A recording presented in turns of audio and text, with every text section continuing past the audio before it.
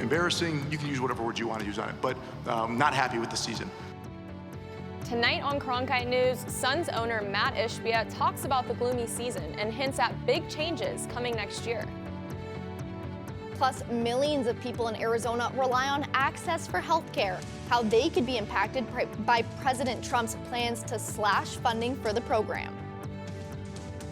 And how the president's tariff war could impact the market for sneakers.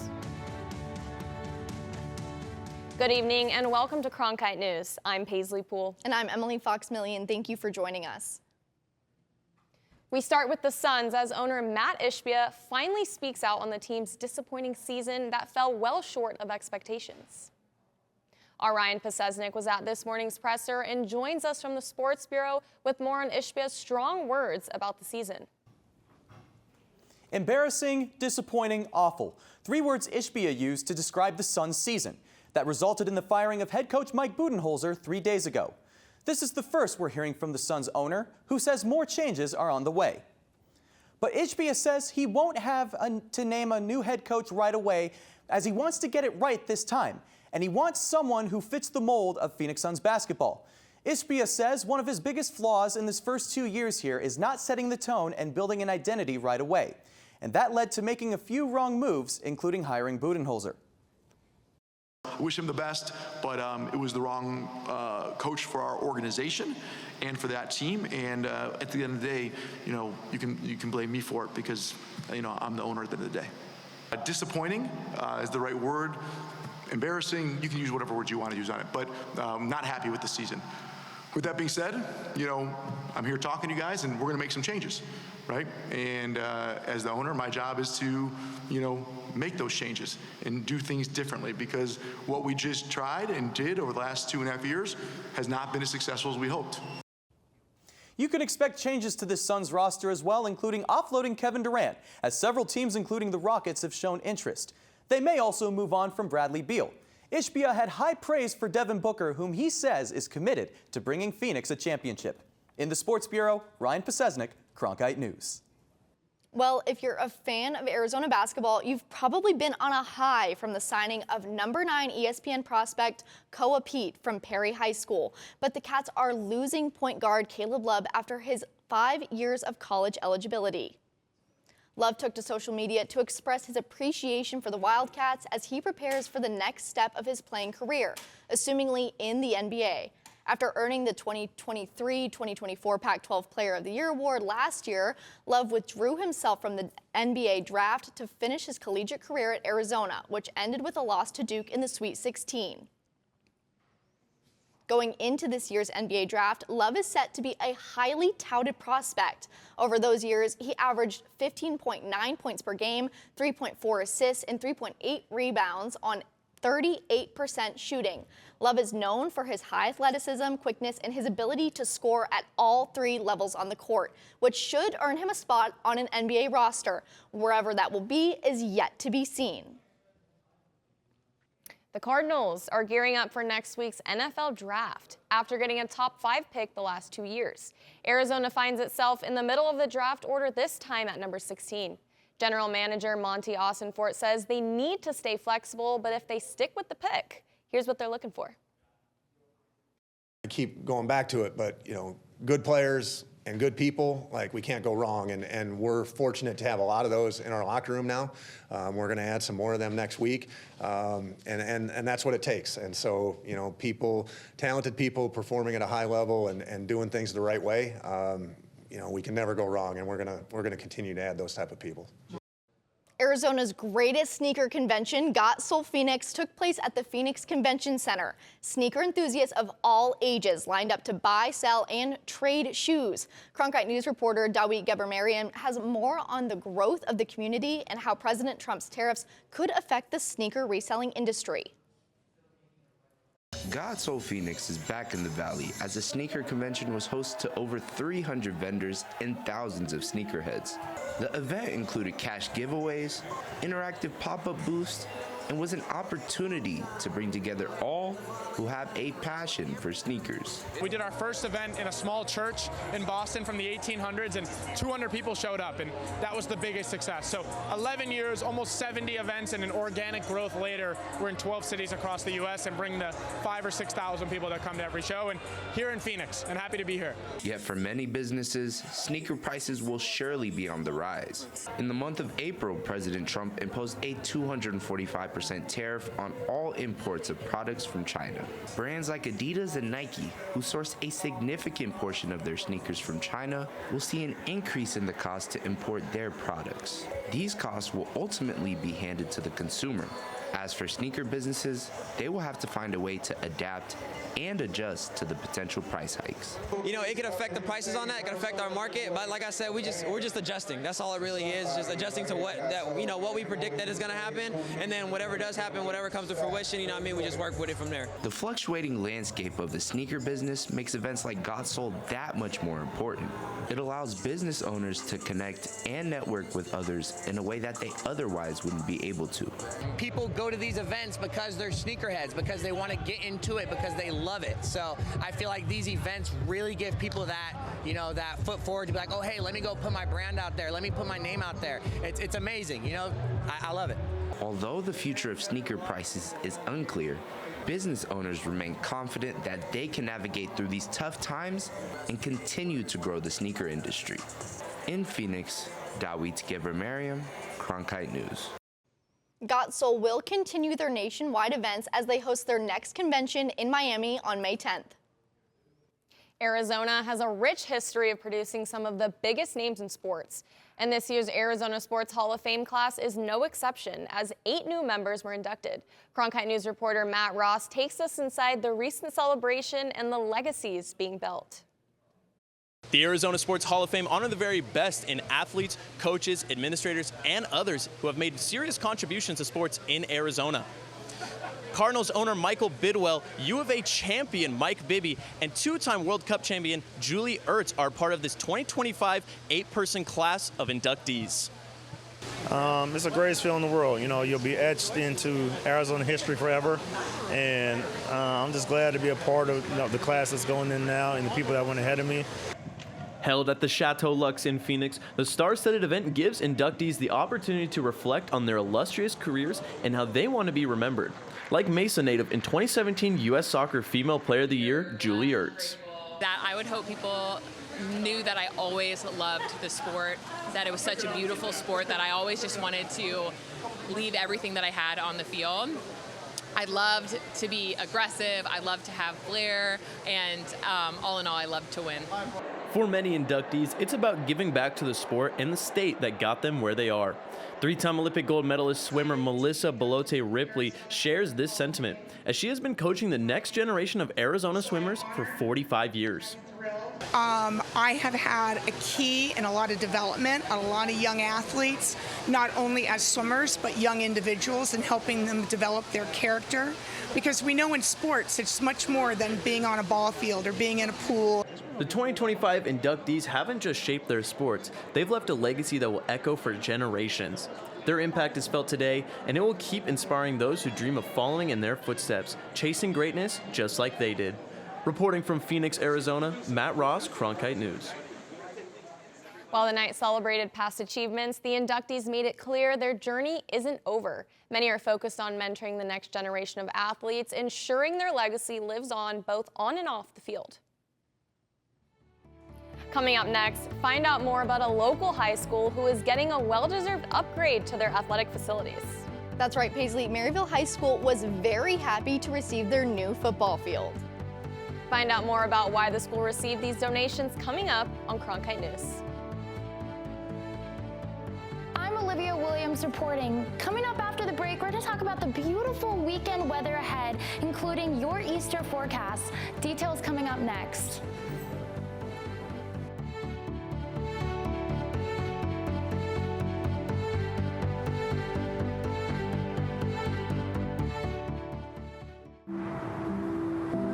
As a teacher, you just want to reach people. You want to make a difference. You want to help them.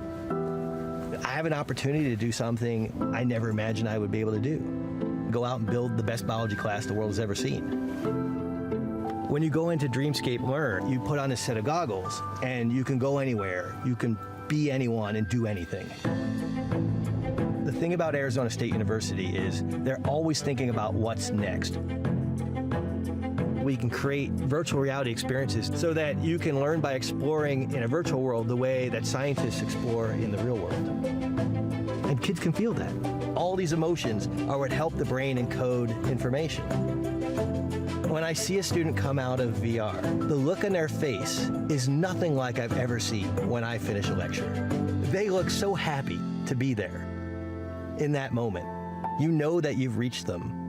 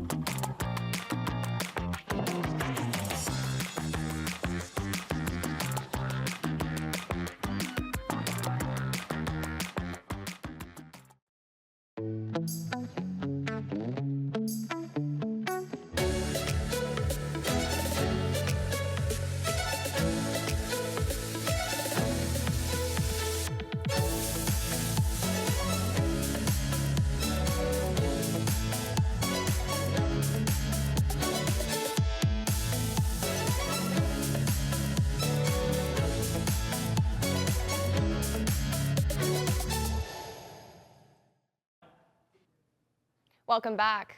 The Diamondbacks had their final game of a 3-game series in Miami this morning, which ended in a 6-4 win for the D-backs. With the win, they secured a series sweep over the Marlins and are now 12-7 on the season. Aggressive base running was the key to victory today, with Corbin Carroll totaling 3 stolen bases in the first 4 innings alone, which helped earn himself a run. Geraldo Perdomo also got in on the aggressive base running, scoring off a Pavin Smith double where he had a close play at the plate, sliding in to score before the Marlins defense could stop him.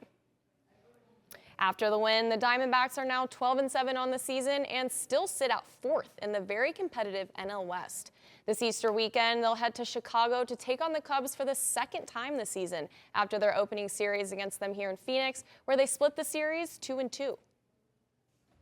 Well, it's been a beautiful few days across the valley here. That's right, Paisley. Easter weekend is definitely upon us, and we should be in for some perfect weather. Our Olivia Williams joins us now from the Cronkite Weather Center with what we can expect. It's going to be a beautiful weekend ahead, but first let's take a look at the evening planner. It's going to get pretty chilly tonight, down to 72 degrees by 10 p.m., but nothing out of the ordinary, just a little chilly.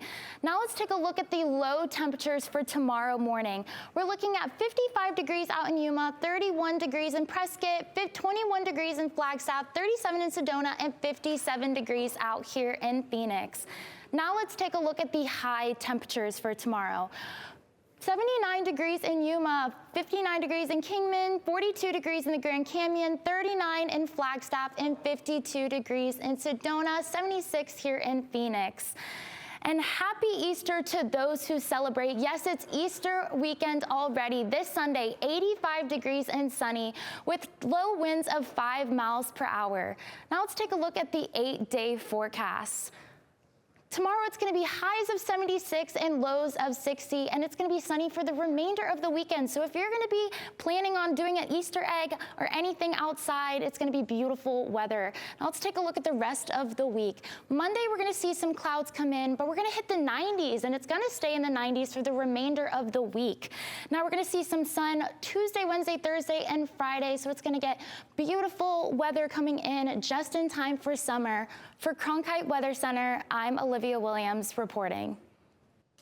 A high school in Maryvale is getting a major upgrade to its athletic facilities. Students will get to play on a field that was used for a college bowl game. And our Cronkite News reporter Grace Johnson shows us how this donation is changing the game on and off the field.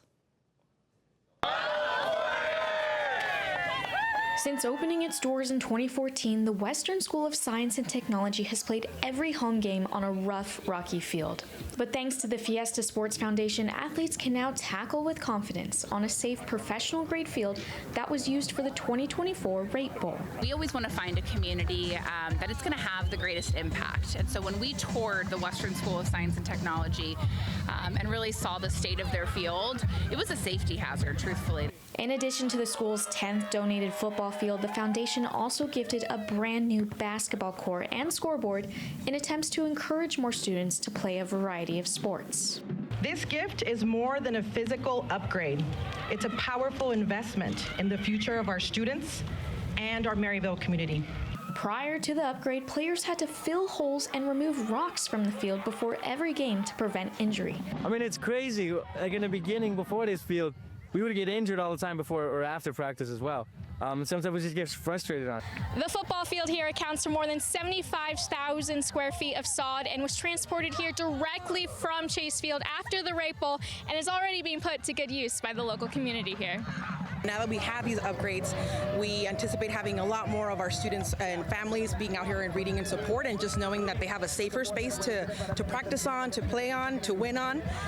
And so I expect to see a lot more participation, cheering on, and just support.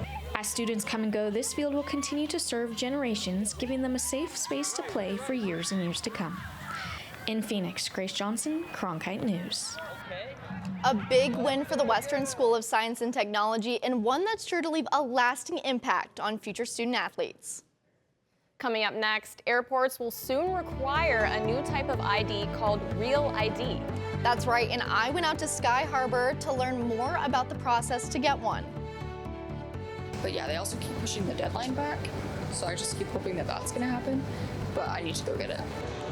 Find out what you need to know if you do not have a Real ID yet after the break.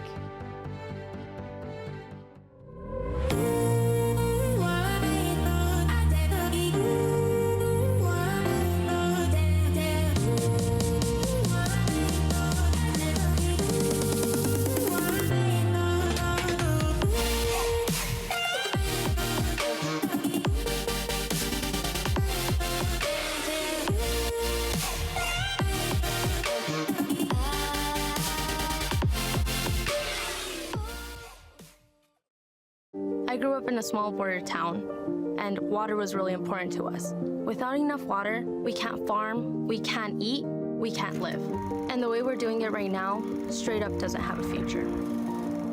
I went to ASU because this is a place where you solve problems. With vertical farming, we can grow the same amount of food with 95% less water than traditional farming. The work I'm doing at ASU is changing the way I look at the world. Innovation at the Walter Cronkite School is pushing the boundaries of traditional journalism.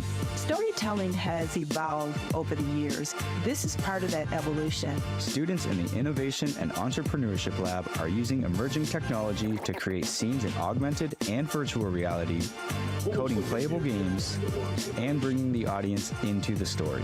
They're only limited by their imagination and their willingness to learn. Find out more at cronkite.asu.edu.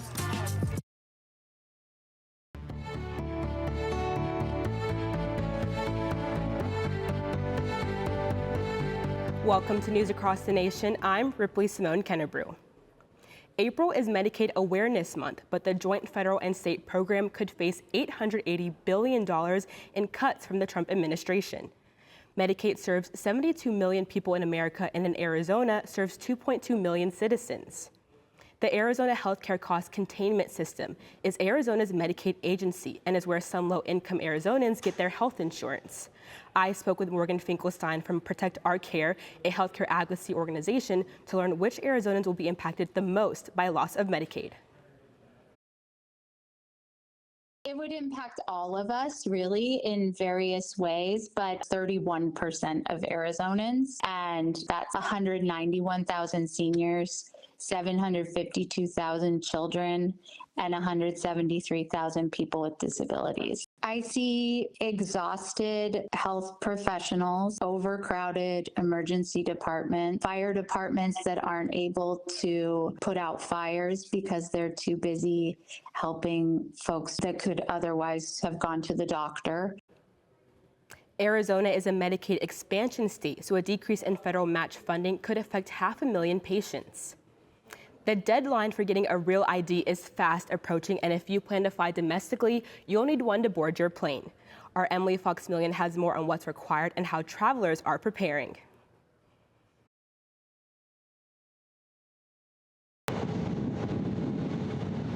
The countdown is on for air travelers across Arizona. Starting May 7th, if you don't have a real ID or another federally accepted ID, you won't be allowed through TSA security for domestic flights. It's part of a post-9/11 federal law passed in 2005. After years of delays, the Real ID deadline is finally cleared for takeoff. Here in Arizona, the MVD, the Motor Vehicle Division, we've got a very convenient and easy process for you to get your travel ID. In Arizona, the Real ID is also called the Travel ID. To get one, it'll cost you $25. Here's what you'll need to bring. 1. Proof of identity, like a birth certificate or U.S. passport, your social security number, and 2 documents showing your current Arizona address, like a utility bill or bank statements. Some travelers we spoke with at Sky Harbor have already checked it off their list. I recently had to get it swapped over so that way I have the little star identification on it, so I did that about 2 weeks ago. Others say they'll stick with what already works.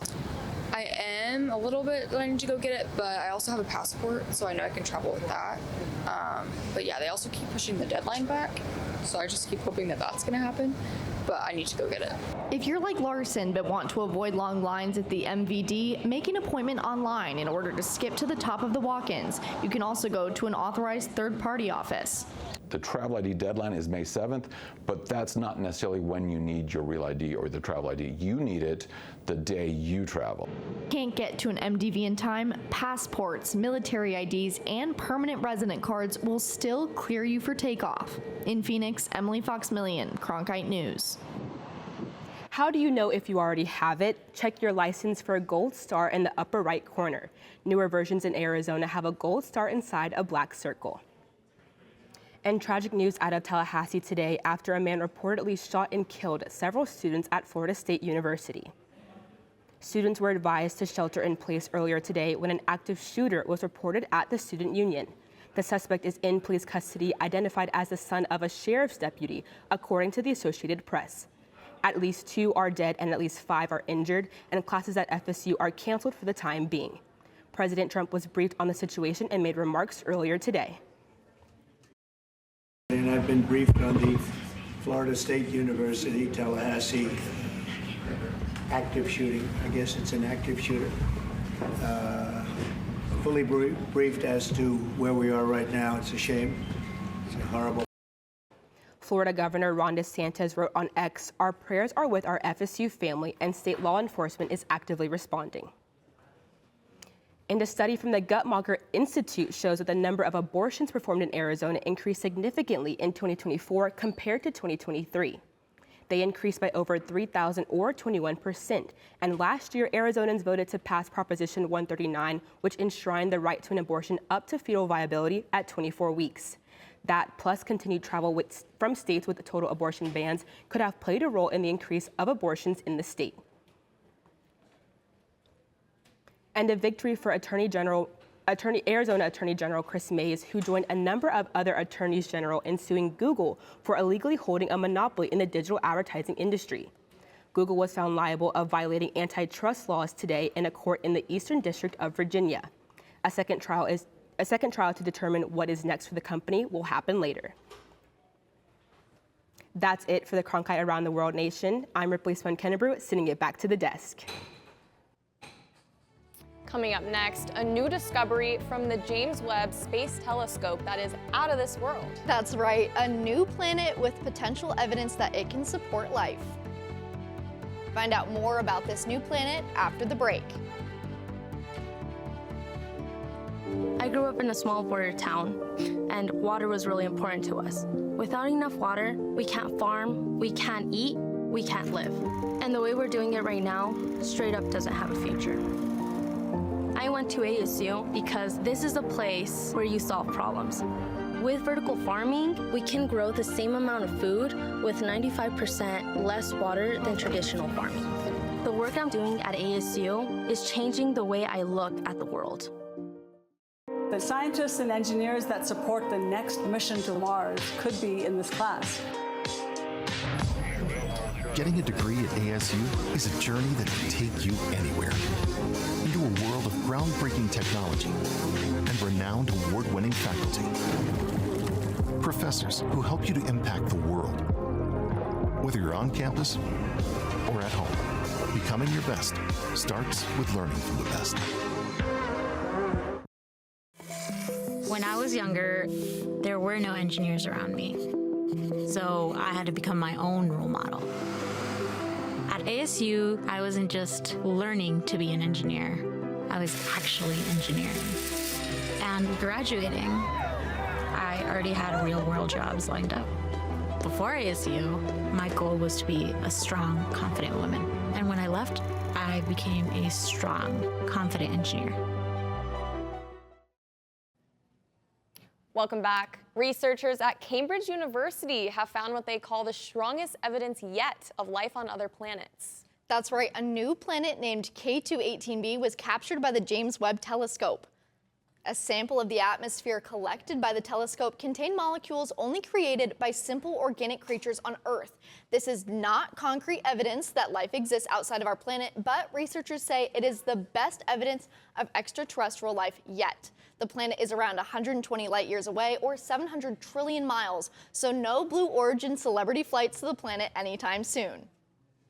That's it for tonight's edition of Cronkite News. I'm Paisley Poole. And I'm Emily Fox-Millian. To see top Arizona stories anytime, log on to cronkitenews.azpbs.org.